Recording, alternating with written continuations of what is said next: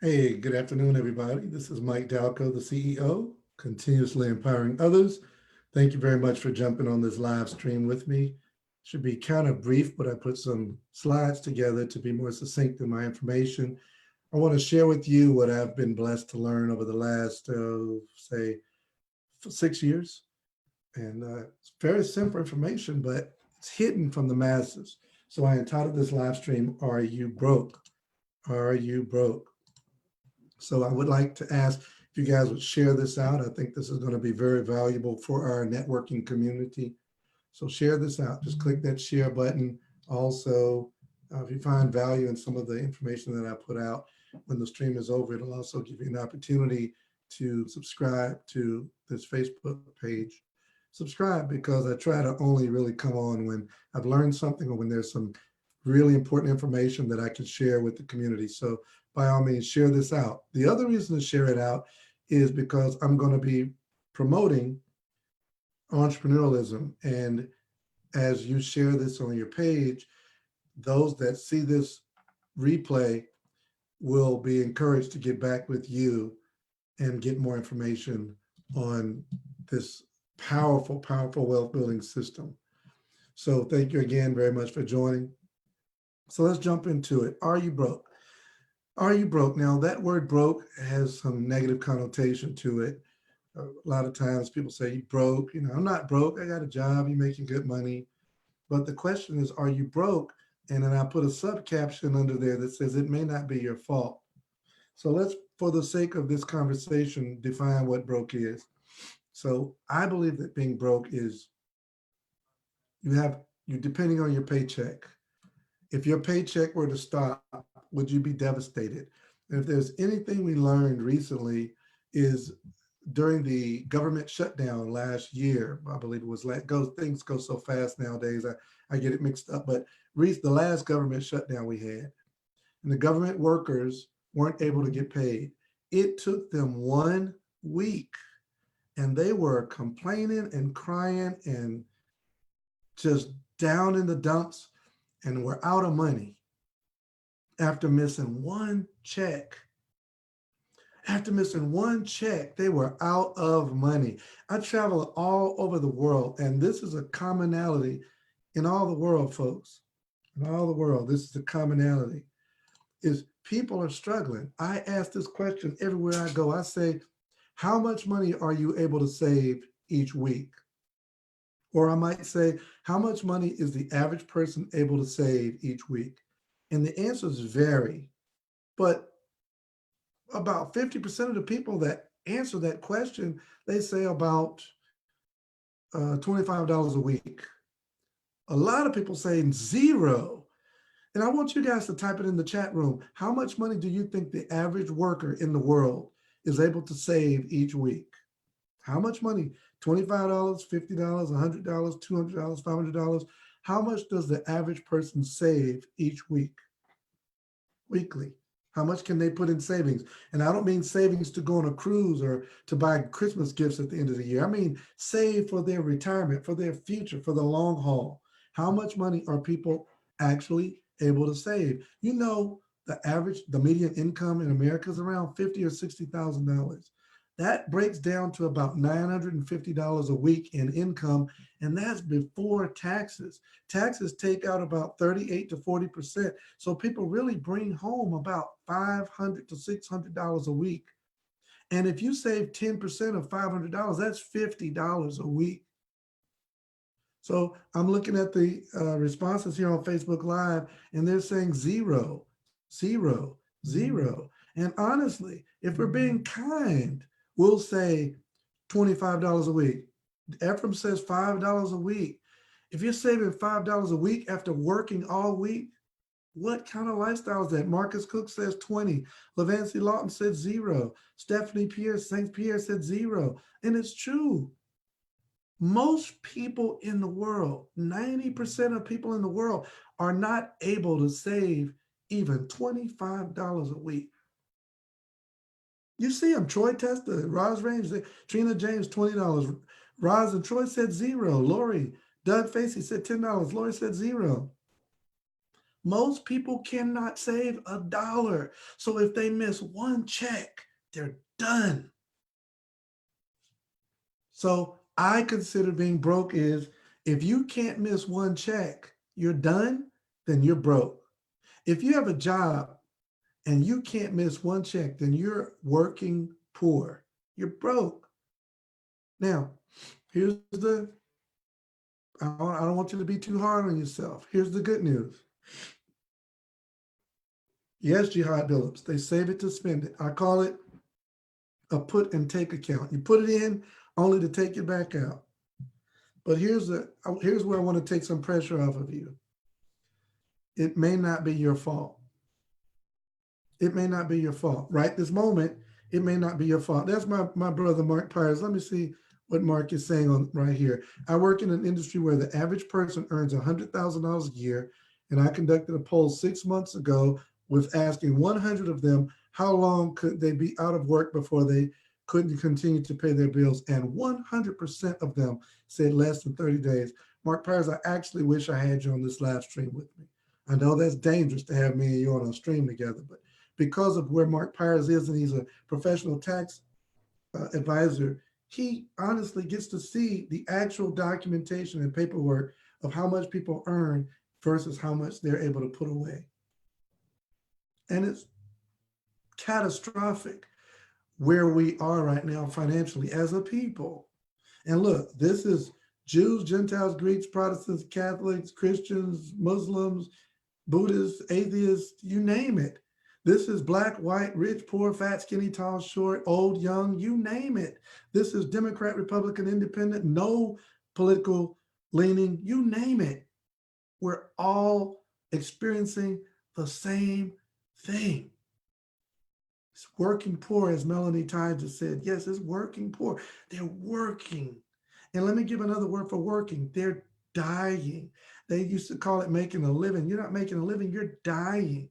And I don't mean that cynically either. I mean that where we are right now versus where we started this live stream, we've died that period. You're marching towards the grave, not towards the womb. People aren't living longer. They're expending time in their lives. So much so till I don't even want to take up too much time on the stream, but I do want to touch your mind with this valuable information. So it may not be your fault. And the reason why I say it may not be your fault is because we've been trained. One of my business partners, Mr. Cameron Gamble, made this very awesome observation. He says, by the time you're 30 years old, around about that time, after you finish your scholastic career, you have over 40,000 hours of mental programming that believes that the American dream or any country you live in is to go to school, get good grades, get a good education, get your diploma so you can go to college and get some scholarships and some student loans and get out of college with a degree, which is no more than a piece of paper that qualifies you to go look for a job and have a leg up on the person that doesn't have that piece of paper. And even with those credentials, Mr. Mark Pyers just said 100% of the people that make $100,000 are living check to check. As Mr. Pyers is saying here, I don't have him live with me on the stream, but I'm reading his posts. All walks of life are living in the matrix of financial enslavement because of the lack of financial knowledge about money. And that's what I'm going to give you today. I'm going to give you a brief snapshot on how money works. I'm not going to exhaust it, but I'm going to give you a brief little snapshot that everybody on the stream can adhere to, and hopefully it'll take you to another level financially. I want to read this quote that Dr. Patrice Gordon mentioned on today's power call that was just so instructive for me. He said, in times of change, the learners will inherit the earth, while the learned will find themselves wonderfully equipped for a world that no longer exists. I love what Cedric Spain says on this stream. He says, we need to change our way of thinking. Marcus Cook says, a profound reality check, much needed conversation. And thank you, Marcus, for co-signing with me on that. And thank you all that are joining me here. I'll probably just do my best to keep this succinct, but y'all are firing me up. Rosalind Rain says, even with the paper, they tell you that you are overqualified. Absolutely. It is a diabolical system. And as Ronald Newton says, my people perish for a lack of knowledge. So let's get together today and let's share some knowledge. Let's help the people, because the people, we truly need to help each other. So in times of change, the learners, that means the people that keep learning, you'll inherit the earth. If you rely on what you've already learned and think that that's going to take you into the future, you're woefully underestimating the power of change. Back in the last election here in the United States, I really don't care who's elected. I I've learned a system to benefit and to flourish regardless to who's in the White House. But during that election, Hillary Clinton made a statement and it ticked some folks off. It may have contributed to some other reasons why she lost the election. She was in West Virginia in cold country, and she said, the truth is, coal miners, you got to get over yourselves and you got to retool and learn some other skills, because coal jobs are going to go away and nobody's going to be able to bring them back. The other candidate, President Trump, said, we're going to save these good coal miner jobs. Well, Hillary actually told the truth. The coal miner jobs are not going away because of some diabolical scheme to crush your destiny to be a coal miner. The coal miner jobs are going away because people are finding renewable energy sources that work more effectively and more efficiently with less pollution than coal. Electricity. Hey, you're getting excited about the Tesla, that electric car that runs on a battery. Don't freak out when you see a car with solar panels where there's no longer even a need to charge a car. Folks, technology is changing how we make money. So nobody's look, I got upset in 2008 when they yanked the rug out from under my mortgage business. They took some of our programs away. They had to take the programs away. It was destroying the global economy. Such it is with the coal jobs. Get over digging a hole in the ground and getting black lung.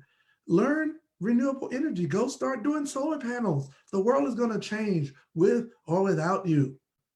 Right? With or without your participation, you may as well change with it. So in times of change, it's the people that are willing to learn, to adapt, and to grow. Those are the people that will inherit the earth. So what I want to talk to you about is the rat race.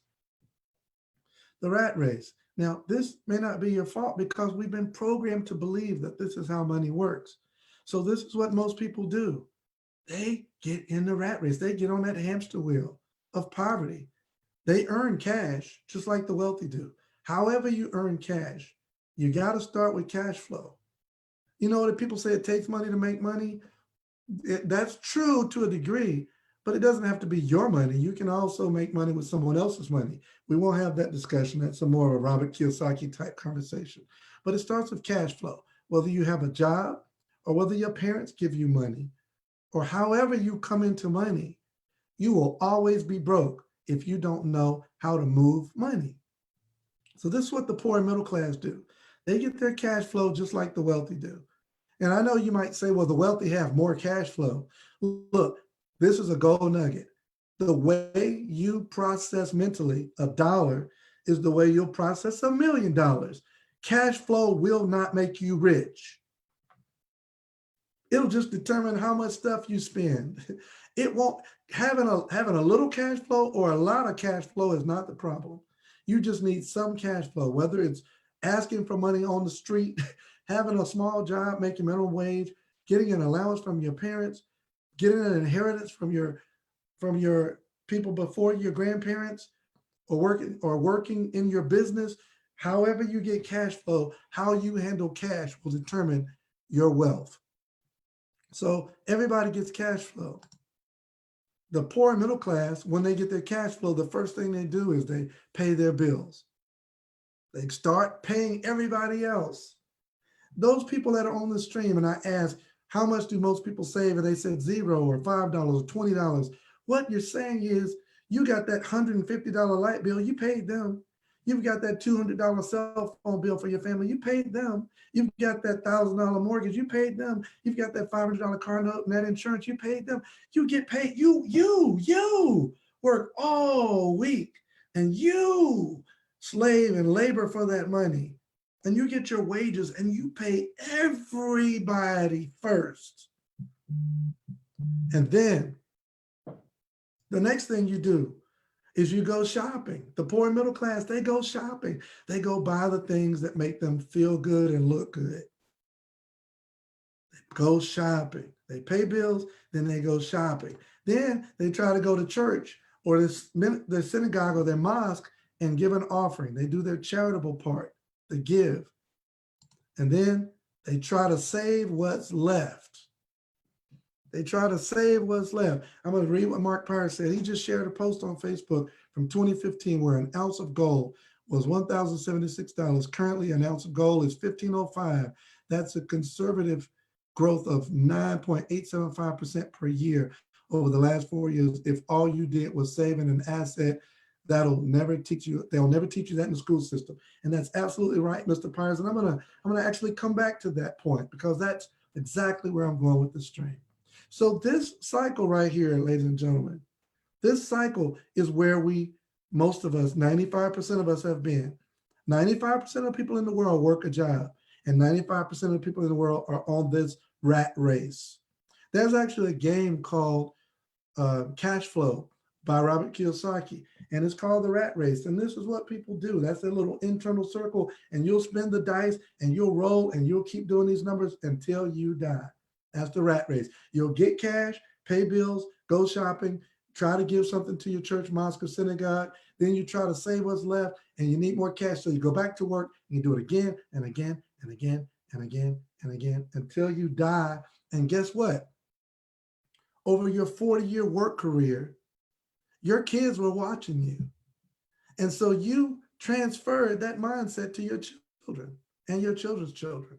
And they work. They saw mom and daddy do it until they die. And so they work until they die. So much so until today, 2019, at the end of this beautiful year, the millennials, you go and read USA Today, millennials don't even put retirement on the table. It's not even an option. They don't expect to retire at any age.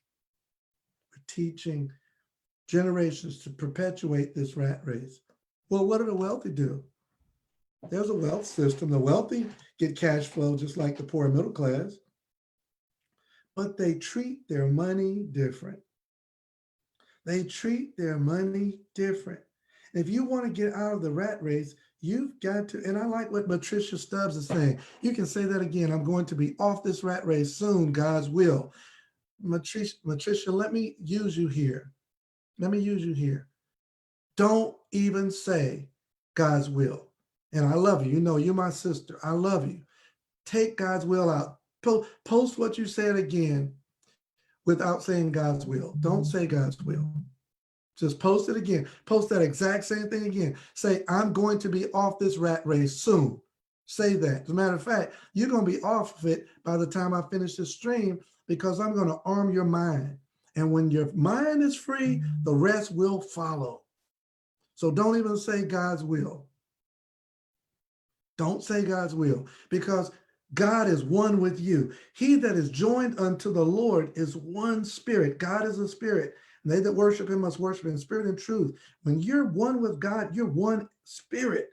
When you join with God, you're one spirit. So it's your will, not God's will. Don't let the responsibility of this be outside of you. It's your will. You have the power to change this. Yes, Phyllis Jones, God already wills for us to prosper and be free. As a matter of fact, this is number one priority, that we prosper and be in health.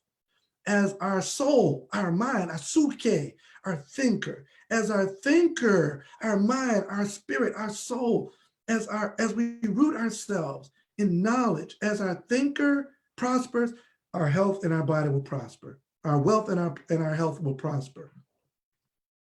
Yes, Miss Stacy Facey, yes, it is God's will that we have an expected end, that we prosper, have a future and an expected end. He knows the thoughts that he has toward us, thoughts to prosper us and not to harm us. So let's not put this on God anymore. God has equipped us with everything we need to be profitable and successful and abundant. So it is God's will. We have settled that once and for all. Yes, my cousin Roderick Cohen says, yes, indeed, the reason he came, we are one with God. It is his desire. It is the creator's desire that we prosper. You know, everything in the universe, prospers and is abundant. If you're in the desert, there's an abundance of sand. If you don't cut your grass, it'll take over your house.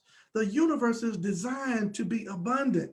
Only we human beings have the mind to choose. And many times we choose, even if it's by default, to be less than abundant.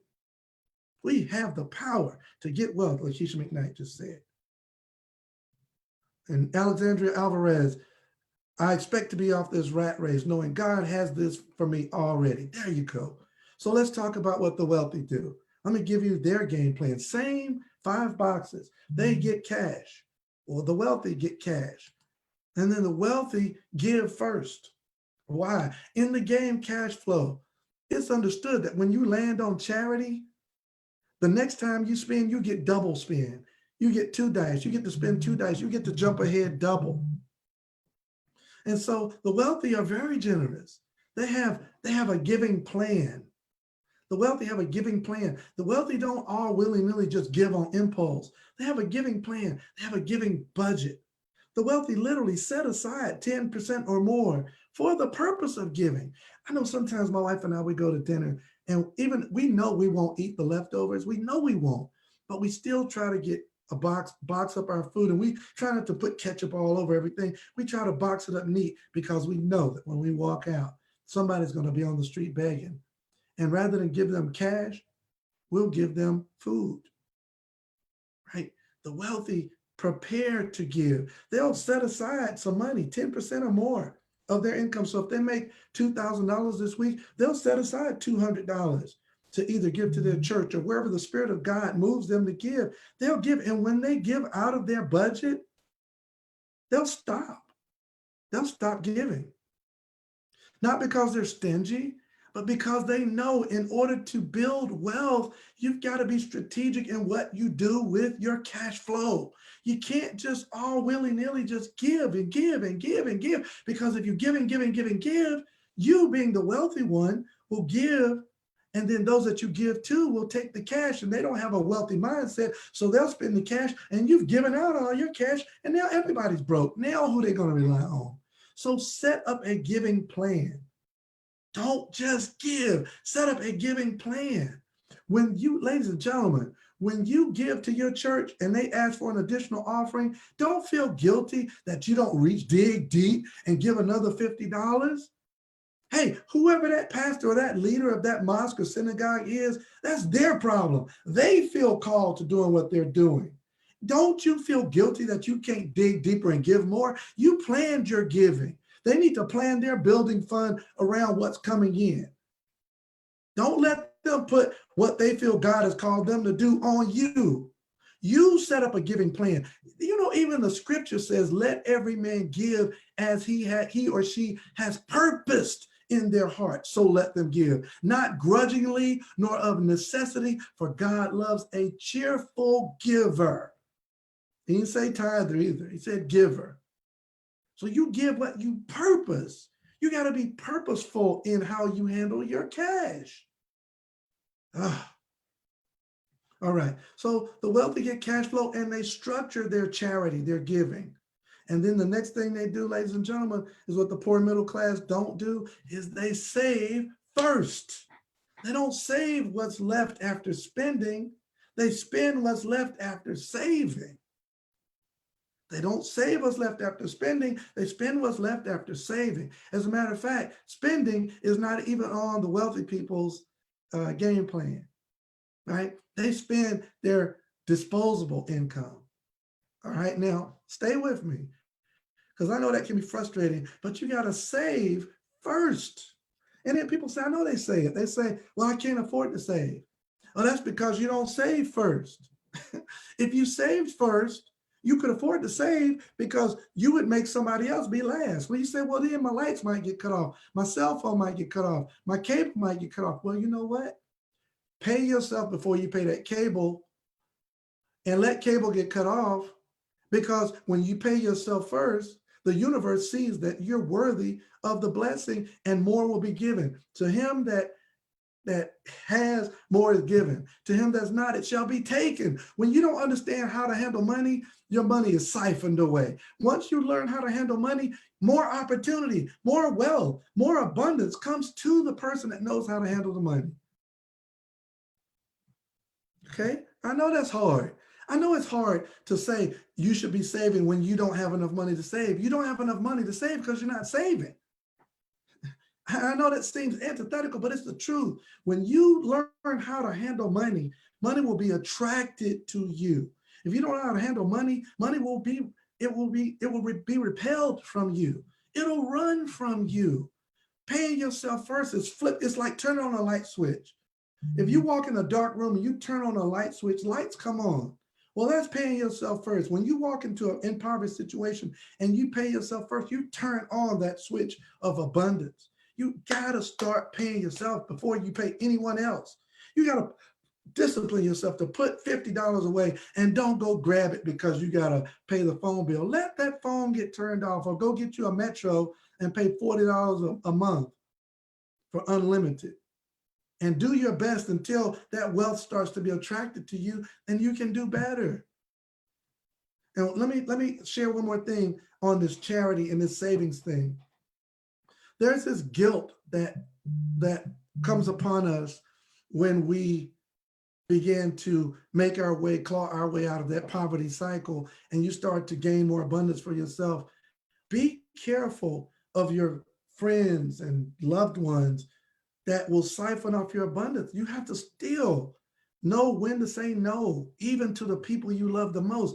Don't feel guilty about that, because if you stay on your grind and on that wealth system, you'll build so much wealth until you'll truly be able to go and relieve some of the pressures of your family.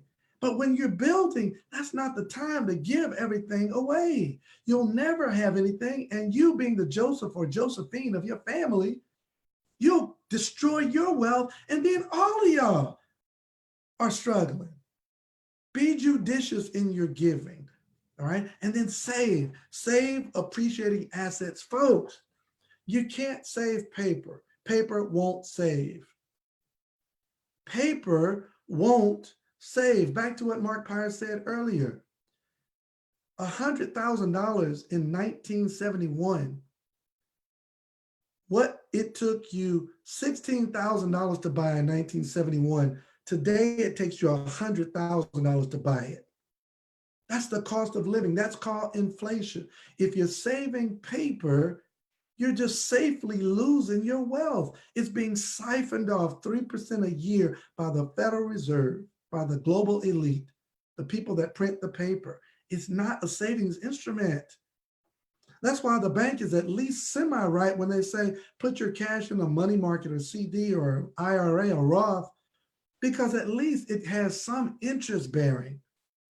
But even that is subject to go to zero, because the market could crash and take you to zero. Get out of paper.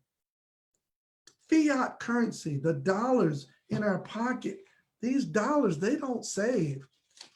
I'll grant you this, that $100 bill is pretty. It looks great, but it doesn't save. It's not a savings instrument. It is a medium of exchange. I hate it when people make that ignorant statement. They say, well, if money ain't no good, if it's not valuable, you give your money to me. I didn't say it's not good. It's legal tender. It's legal to spend, but it's not a good savings instrument. So stop trying to save it. It won't save. Get out of paper. Thank you, Roz Range.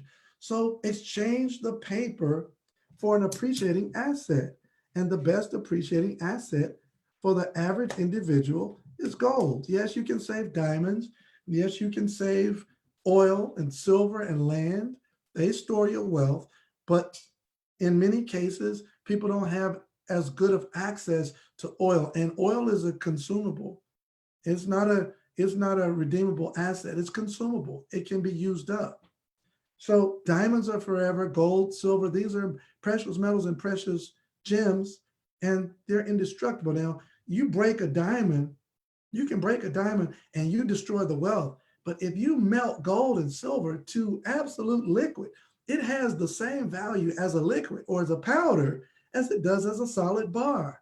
That's why gold and silver are real money, because it's real undestroyed wealth. Even land, you can destroy land, but you can't destroy gold and silver. So save in appreciating assets like gold and silver because it outpaces inflation. As Mr. Pryor said, almost 10% growth year over year over the last 10 years. That's growing your wealth.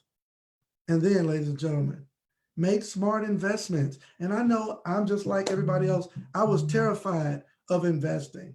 I really was. I've always been kind of like the scared investor. I was terrified of investing. So that's why I say it here, make smart investing. Now, look, I'm not a financial planner or financial advisor, none of that. I'm just learning how money works and it's changing my financial life. And when I say make smart investments, become educated on what you want to invest in. Don't just you see a little ad on the internet, throw some money at it. Start reading. Go to a trade show. Get to know that product that or that good or that service or that company that you're going to invest in. Get to know it. Make smart investments. Now, why do I add this to the money system, the wealth system? Is because investing puts you in position for a windfall. And there's nothing more powerful than a windfall. Guys, you put $1,000 in Bitcoin in 2008. Today it's worth like $30 million. I mean, gosh, people that invested in Bitcoin way back in the day have multiplied their wealth into the multiple millions. So don't just all willy-nilly go buy some cryptocurrency. Get to learn the cryptocurrency that you're interested in investing in or that company that you want to put money in. People that invested in Netflix, I think their wealth grew by 400 some percent over the last 10 years. Be studious. Read the Financial Times. Put that information in your spirit. Do your due diligence. Thank you, Rosa Hodge. Do your due diligence, but make some smart investments. Don't just spend, many people have spent more money on dinner and vacations that they could have put into investments and taken a chance at a windfall. So make smart investments. And dividend paying stocks is another passive income. I love that, Gregory Goins.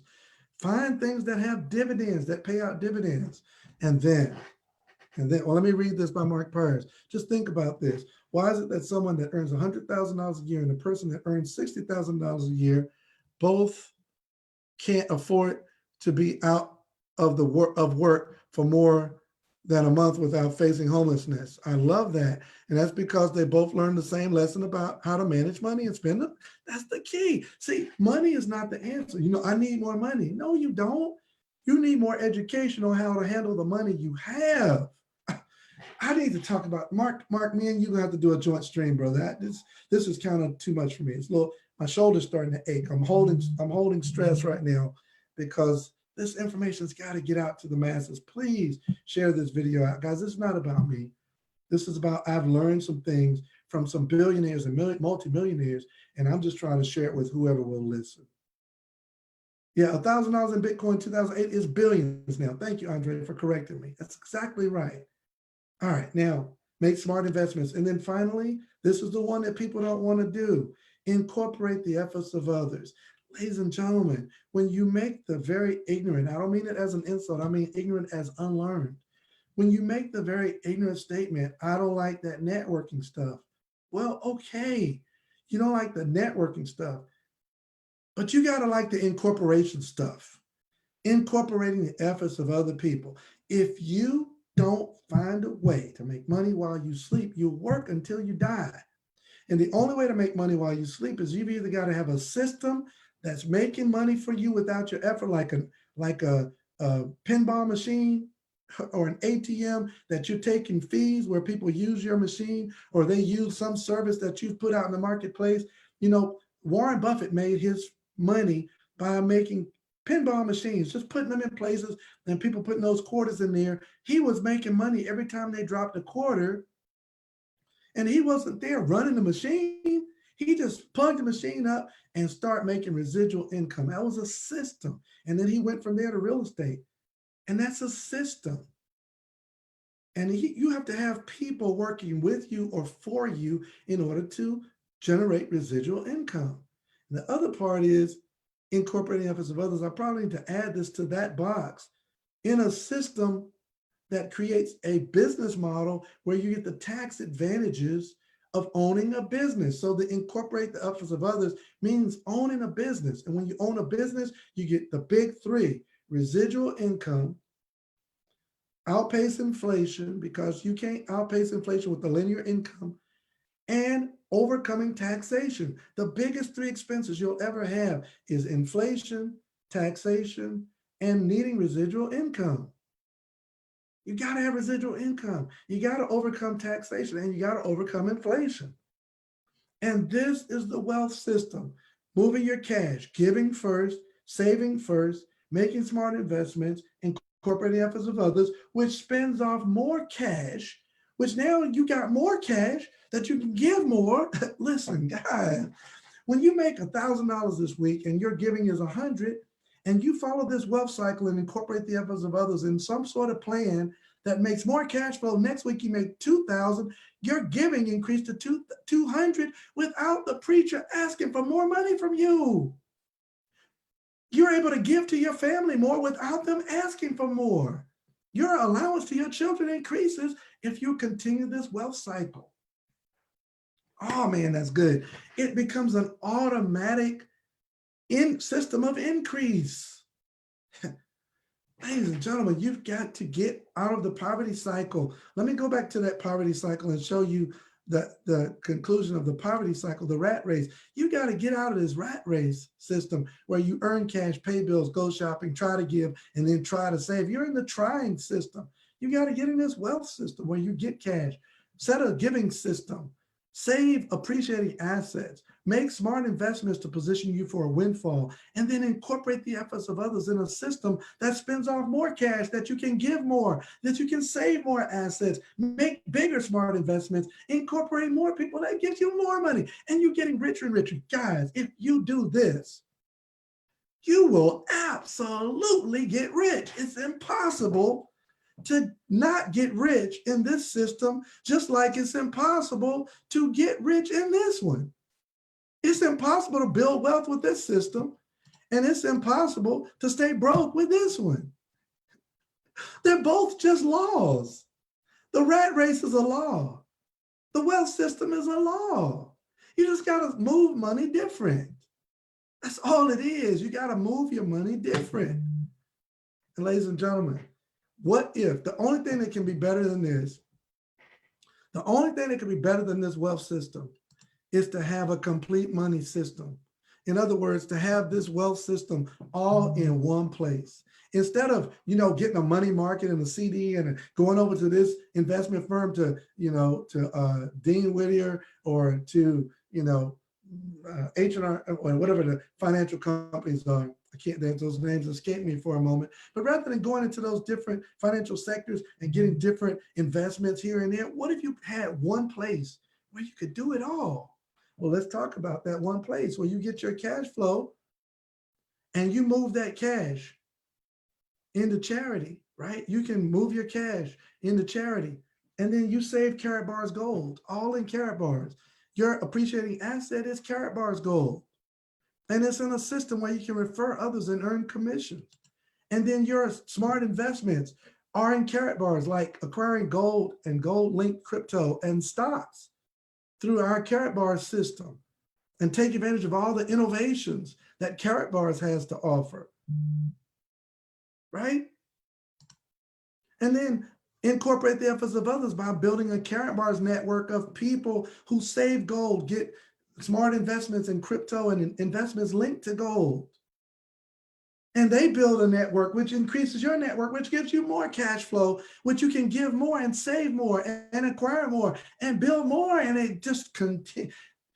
Ladies and gentlemen, everything that I talked about in that money system is everything Karatbars is about. So I know you might not like that networking stuff, but you got to do something different than just have a job. And Karatbars offers the absolute best entrance into the free enterprise system with no barrier to entry. It's free to join. And everything you do with your money is completely up to you. Nothing is mandatory. So look, when I opened the stream, I said, are you broke? And it's probably not your fault. It may not be your fault. Now that I've shared this information with you, if you're broke now, it's up to you. It's completely up to you now. I have given you a snapshot. I've been on the stream now for 42 minutes. So that's a 42-minute financial 101 class that now you can make the decision to get out of the poverty cycle and get into the wealth cycle. They both start the same way. It's just what you do next. And so, folks, it's what you do next. After this live stream closes, what are you going to do next? You going to keep doing what you've been doing, expecting a different result? Or are you going to get back with Macedon Brown or Melanie Ty or Jesse Martinez? These people are in Karatbars. They can show you a simple money system. Look, if you're super financially educated and you know all these different places to go and you've got wealthy friends giving you financial advice, then great. Do your thing. But if you're one of the regular people like I was when Mr. Nate Hines shared this with me, get back with the person and get back with Roz Range or Christopher Chaubey or Jason Pompey, or Tiffany Sutton, or Victor Stringer, Howard Harvey, Hillman Muhammad. I know these people. They're in Karatbars. Wendell Osborne, he's in Karatbars. Franklin Coleman, Tony Dublin. Get with one of these dynamic individuals who shared this on their page. Daniel Higgins is in. Ward Stacy is in. Doug and Stacy Facey are in. Mark Pyers is in. All right. Get back with these people that say they're in, that shared it on their page, and ask them to give you the blueprint to get into the wealth cycle, because without it, folks, you're going to work until you die. This is Mike Dalco, the CEO, continuously empowering others. You guys have a great day, and we'll see you on the white sandy beaches of the world.